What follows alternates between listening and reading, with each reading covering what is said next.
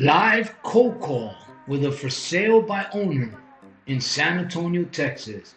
Cold calling is a very powerful, effective weapon and tool to master by. Good morning, Christina. Yes. Hi, thank you for calling me. Sorry if I took long to call you back. I appreciate it.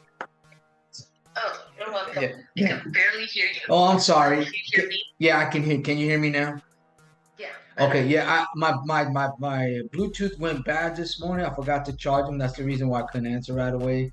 And so now I'm using the speaker because it's the only way I could do it. Well, yeah, I called about the 319 Armory Boulevard. Yes. Okay. So, Go ahead. I'm sorry. Go ahead. it's a 10-unit building. Right. Are you? Well, I guess it says you're in El Paso. Are you? Yeah. Well, I'm in El Paso, but I have clients nationwide in like San Antonio, Austin, El Paso, Las Cruces. So I do different things in real estate, not only as an investor, but I work with sellers, I work with buyers, I work with banks, I work with agents. So depending on what's in demand. So like right now, San Antonio, I believe is going to turn around. And so I have agents in that area that specialize in these types of properties. And so what they do is they ask me to call and find out, what's going on with the properties, and just to ask a few important questions. And they really like this one just because of the 10 baths and 10 bedrooms. Is it fully occupied, or do you got some vacancies in it? No, I have some vacancies. Mainly because we haven't remodeled them. Okay. One of them is totally torn out because my on-site person who was Right. kind of like manager, Right. he was gonna redo the one unit himself, his Right. own unit. Right. But then he ended up having to go to assisted living. So. Oh, I see. And because we're out of state, it's been really I know. hard I to got. manage Yeah. construction. Right. And yeah, so that's why we want to Fair enough. sell the property. Right. Yeah, it's hard to have properties out of state and try to get the right person you can trust to give you a peace of mind. That's very difficult. Um, so let me ask you a few more questions about the property, and I think there may be an opportunity. Now, I see you own a financing, but you're out of town. You're in San Carlos, California. Is that correct? I can't hear you. I'm sorry. Muffled up. Okay, you put owner financing, and you're in San Carlos, California. Is that correct? Okay. Now it says that Robert and Julia are the owners, or is that you? So Robert, yeah. So my parents are the owners. Oh, your parent. Okay, fair enough. Okay. All right. So. They're elderly, so Oh, they okay. we kind of want to just not have to manage it. Yeah, no, I understand. I absolutely understand. It's that's the hardest thing about real estate. That's why I don't do it. Is management of properties, because it's a tough job to do. So you got 10 bedrooms, 10 bath. Now you said how many vacancies there are right now? I believe there are 4. 4 vacancies. 3 or 4. Okay. And do you know what your gross income is on that? The revenue? Go ahead. What did you say? The gross revenues on that? Like what's your monthly rent come out total for that? What is the current rent? Yeah, like what is your gross? So if you got 4 vacancies, which means you got 6 occupied, how much do you generate every month on those 6 combined? Just ballpark. I don't. I have to look at it again. I have last month's. Yeah, that's fine. Income statement, but so are you a realtor? No, I'm not a realtor yet. I do train real estate agents nationwide. I'm a venture capitalist by trade in simple terms. I handle investors and buyers. I work with agents. I solve sales problems. That's what I do. And real estate is what I love to do because there's real solutions there. So the way I work is simply this. I match people up. So I work with high-end agents that specialize in certain properties. So what happens is, and this is just my experience speaking with thousands of sellers and agents, is that a lot of time the match is wrong. Let's say you get a young agent that's willing to charge 2% commission. They'll get a listing, but they won't know how to market it. They won't know how to sell it.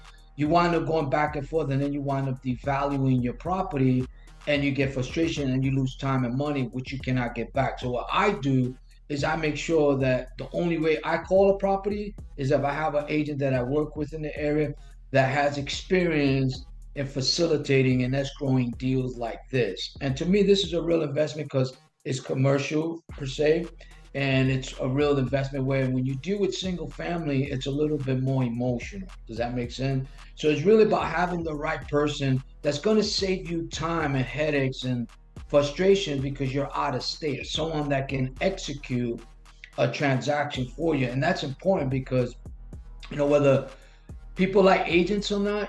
I didn't like agents in the beginning, but what I found out, there's some good ones out there. It just takes a lot of hard work to find the right agent. That's what I do. So I work with them. I think this is a good situation, um, but it takes a specialized type of agent to really do that. That could, get a deal within 45, 60 days. And in San Antonio, the market is starting to pick up. So that's the reason why I call. And now you're asking 9999, right? Is that what you're asking? Yes. Okay, and it's built in 1952, right? Mm-hmm. And it has approximately 5,604 square feet. Yes. Okay, and it's not two stories. It's just one unit that goes all the way around. Is that correct? Because I don't have the pictures in front of me right now. I can't hear you. Is it a two-story or is it a just? Is it? It's sorry. Is it a two-story or is it just one unit that goes all the way? No, it's a two-story. Two-story. So the main house is a two-story and it's got 8 units in it. And the back has 2 casitas, because the lot's big. I got you. Okay. What size is the lot? What size is the you got an acre lot or? No, I think it's maybe 12,000 square feet. 12,000. Okay. Okay. Now, do you owe any money on it, or you own it free and clear? They own it free and clear. Free and clear. Okay, so that's fine. Okay. Now, as far as owner financing, what are the terms they're offering? Do you know?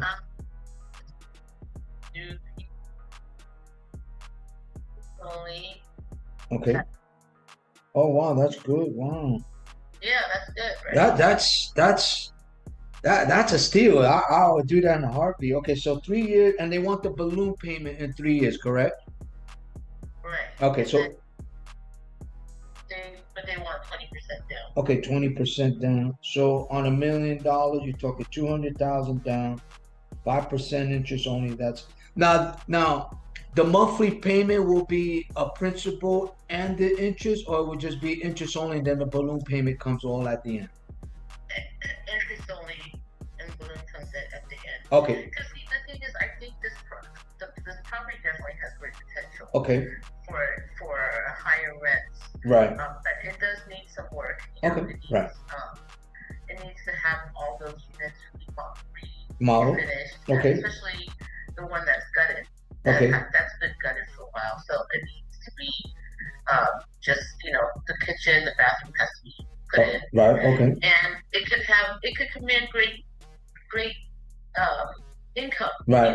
Right. But somebody has to be willing to be there and do the work. Right. That it takes a specialized investors. I know investors that like these types of deals because what they do is they know how much it's going to cost, and the minute they fix it, they raise rent, the value of the property goes up, then they can borrow against that equity, take it out, they're free. So I get it. That's why this could be a really good situation. That's why it takes a certain type of agent to do that. The way I work with agents, I deal with investors, sellers, buyers, and banks. So what I do is I try to solve the problems up front and being practical with everybody. Because usually what happens when sellers and buyers meet, or agents and sellers meet, there's always a conflict or friction because everybody's trying to position. What I try to do is really solve people's issues and then match it the right way.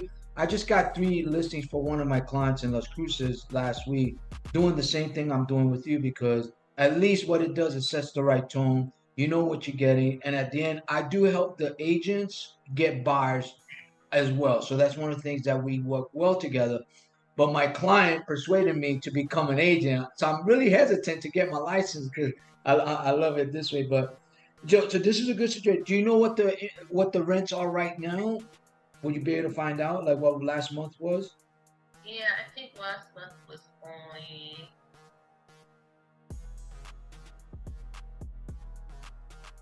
Because we have 4 vacant last Right, month. right. We were at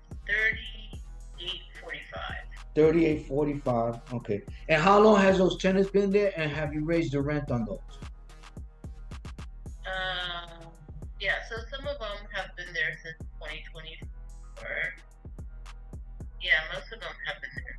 1, 2, 3, 4 have been there since 2024. Okay, 4. And the other 2? And I have 2 that just moved in. Okay.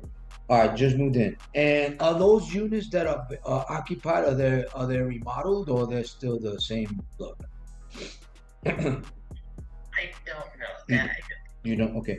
All right. So, but out of the 4 that are vacant, you said 1 is fully gutted out and the other 3 need some like cosmetic work on it, or they fully? Yes. Okay. So you done some work on the other 3, is that correct? Yes. Okay, all right, sounds good. Now at 9999, you don't mind me asking, how did you guys come up with that price? Kind of just where I see the comps around there. Okay, so you looked at some of the properties in that area? Right. Okay, all right, and based on similar square footage and stuff like that?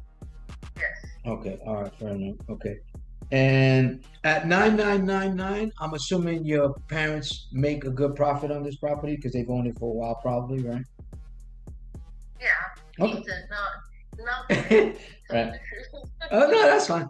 One thing I tell my clients is, and I like to tell the truth from the get-go because I don't like false expectation. But I always suggest to my investors that get greedy and they just get all emotion. I said, listen, you make money when you buy. So if you buy now and in 3 years the market changes, don't try to make a profit that's not there because that's not the reality. Because buyers usually dictate the market. I think once the interest rates go down, the market is really gonna take off. But I think what you have as an advantage, in my personal opinion, is that 5% interest only owner financing. That's really attractive, especially with the balloon payment in 3 years. That's really really good. And 20% down, that's standard. For an investor that has money, that's a good deal because you're looking at 200,000. And if they just fix the other 4 units, right? And they start to rent it. What does the rent go for there? What are you charging per unit there? If you don't mind me asking. You have 38.45. So what is? Yeah. So some of them are like probably the 1, 2. There's 2 that are at 725, 773. Let's see.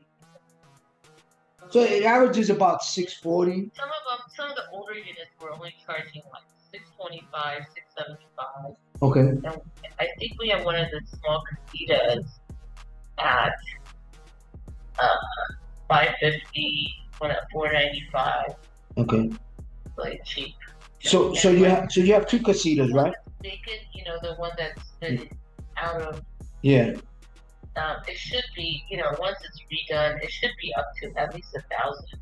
Okay. Right. We haven't had time to. Right. And you're better off getting something than just leaving it vacant and making it worse, which I get. Because those are low rents for that area. Exactly. They're very, so even if even if they start to charge, $800 each on the other 4 units, that actually does that. And if they were raising it $100 per unit for these current tenants, that might. So that's how I look at it. I look at it from the investor's perspective, whether it's a good situation, and also with dealing with the agents. Let me explain how the process works, because one of the things that I do whenever I'm involved in something, I like to make sure I have what they call an exit strategy. So when I work with agents, I make sure that they think outside the box. They're not traditional. They have to look at what the real issues and concerns are for the sellers, because we're all buyers and sellers, right? We're all customers. We all want a good deal. We don't mind paying for value. We just don't want to get lied to or get ripped off. So I eat and breathe and live that. So one of the things that I like to do is I look at this property and then I do an analysis on it myself as far as what kind of strategies, what kind of investors you would need, and things like that. So I do the back end for the agents before we even move forward. So like right now, I did a research on this property, and the market value based on the assessors county is $667,270. That's without the comps. That's just what they assess it at. And you're asking 999, which might be a close difference, but are they set at 999 or is there room for negotiations? I think there's room. But, okay, but there has to be a qualified buyer. A what? A qualified buyer. Oh yeah, and I'm glad you brought that up. One of the things that I do when I get investors and so-called I separate buyers from investors, because buyers are people that are looking to live in a home and it's emotional. Investors are looking for cash flow and equity, right? All future equity. So this is a cash flow situation with a future equity or probably some current equity. So what I do is I make sure if I refer a buyer to an agent, I make sure that the buyer is pre-qualified. I know that they have proof of funds. If they have an LLC, they have to show their bank statement, their recent statement, along with their signature on the check, and that their name is on the check in the corporation. That's how you'd want to do that, or you verify the funds with the banks. Why? Because there's a lot of people that do the dog and pony show, and they do what they call backdoor deals. They'll prove funds. They're going to escrow, and a week before, money going hard, they'll take it and go somewhere else and get an agent and stuff like that. So I make sure that I cover those back end situations before we enter. And usually when we do that, it's about a 45 to 65-day transaction. Why? Because all of the elements are already there. So if you know you have this, but all you need to do is fix this, then it's easier to really take action on that. And that's one of the things that I do with the agents. You know what I mean? Now, I'm going to study to get my license in Texas and also New Mexico. And I'm not going to go to every state because I have agents in every state, but I do a lot of referral business. And basically, I solve sales problems. And this is what I love to do. And let's see what else. So you got 10 bedrooms, 10 baths, and it's 1952. Are there any exterior things that you think might need to be fixed, like roofing, the side doors, or anything like that, or it's just cosmetic? So that's what I think needs to what I think right now is what the property needs is Okay. it needs exterior siding, cosmetic, paint. It needs the back stairs probably should be replaced or rebuilt. Okay. Okay. What about landscaping? Do you think any landscaping? Does it have landscaping? No, I mean it would be nice. Does it? I mean, does it have? I'm not on the computer looking at the pictures. Does it have like landscaping and stuff like that? Yeah. So. Okay. All right. You said it. You think it. Yeah, we have to. So, yeah. So the strategy is very simple. What I would encourage you to do is I would like to introduce you to the agent. I'm going to call him up just to talk with him, because I will tell you this right now. You need an aggressive, assertive, and experienced agent that specializes in this deal. So for example, I have an agent in that area that's been involved for 22 years, been involved in over 3,000 successful real estate transactions, both commercial, residential. They all haven't been easy, but the sellers made money with him and the buyers had a good experience and he made money. So those are the kind of situations that you need. Agent who I'm paying 6% to the buyers. Right. Of course, I get that. That kind of I don't work with them.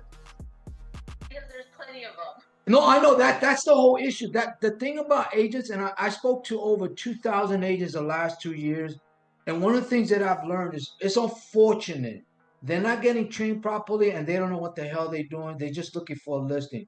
So because of the new NAR rulings, right? I don't know if you follow that. the buyers that represent the agents that represents the buyers are either quitting or getting fired because usually the seller is the one paying the buyer's agent, right? So that game has changed. So there's a lot more valuable agents now. There's less agents, but more valuable agents that can do both sides. That's what I focus on because at the end of the day, I'm an investor myself and I hire agents. I know what I want, and I know there's certain things that I cannot do that a qualified agent can do, and that means saving time and money.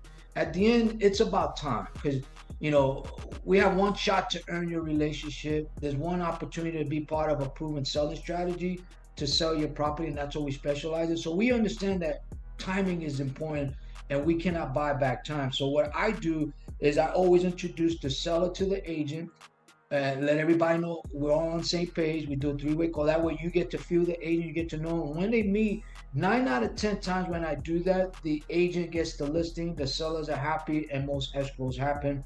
So I could promise you this, that I'm not here to waste time because I can't get this valuable time back, and neither can you. And at the end of the day, I love solving problems. So what I would like to do, then.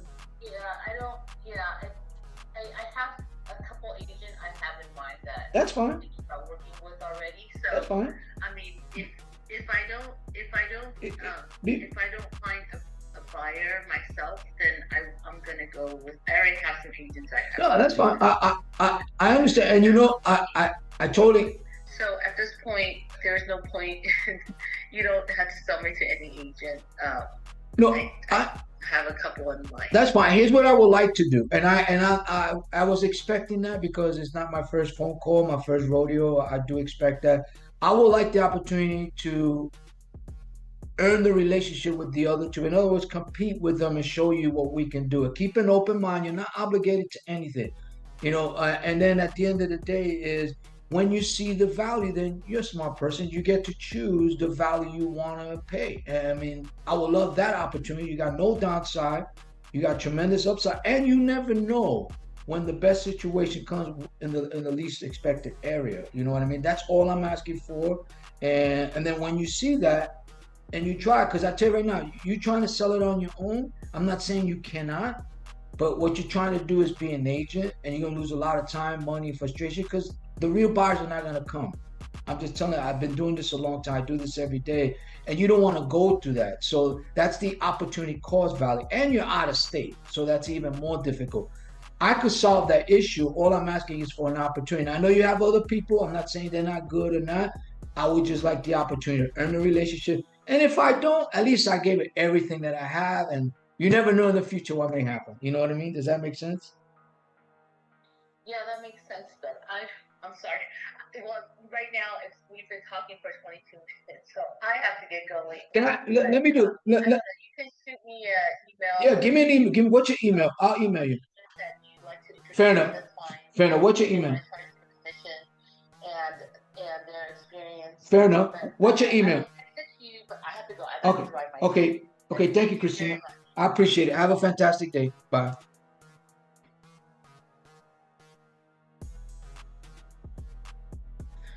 All right. That was a cold call. I left a message to her last week. She called me back. I couldn't talk, so I had to call her back. And that's how you learn. You push. You see, she gave me an objection. She has other agents, which is the path of least resistance. When I pushed back, that's when all of a sudden she was busy and she's been on the phone too long. I get that, but you have to understand that's part of it. And part of doing it is you have to know when to push and when not to. So she's going to text me an email, and I have an opportunity for some. Selling is a mindset, closing is an attitude, and cold calling absolutely works. Learn it now. Explode your sales now by mastering the art of cold calling.